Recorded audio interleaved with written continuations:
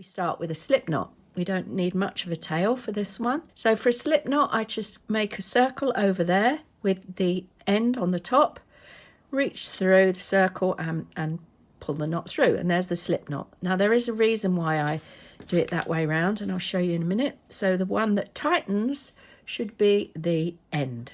You start by putting your needle through that slip knot that you've created, wrapping it round the back as if you're doing a normal knit, pull it through and place that stitch on your left needle. You can give a little bit of tightness here, but don't go too tight. And what I would actually do is pop your needle between those two stitches before you tighten, because this is how we're going to make our next stitch. So I've done that, so now I can tighten up just a little bit. So now to make our next stitch, we're all nice and loose there, nothing too tight. Wind it round as if to knit, pull it through and pop it on the left. And before you tighten it, put your needle through and then tighten gently so it's still quite loose. So we've got 3 stitches now. Here's our next one, 4.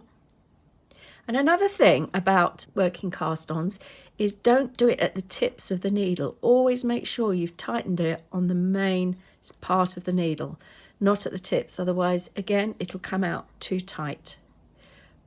Pull that through and pop it on there, needle through and then tighten. So we've now got 5. And don't worry if they look a bit loose, it's always better to have it that way than too tight.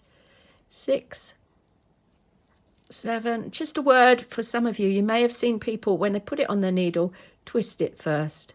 It really doesn't make a huge amount of difference. So some people will put it through there. I just tend to pop it on as it is, and it doesn't make a huge lot of difference in the finished appearance or the tightness. So we have 4, 5, 6, 7, 8. I'm just going to do 10 and then show you what it looks like.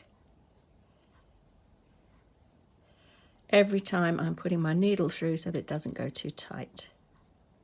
So it creates this nice cable edge along the bottom, which I quite like. It is fairly stretchy, as long as you've taken time to put the stitches on correctly and allowed for the space as you've done it.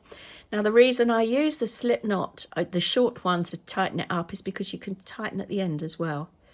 And that's taken away that little nasty end bit that we had.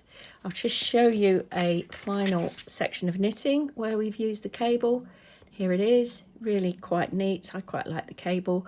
I like the effect that it gives along the bottom edge.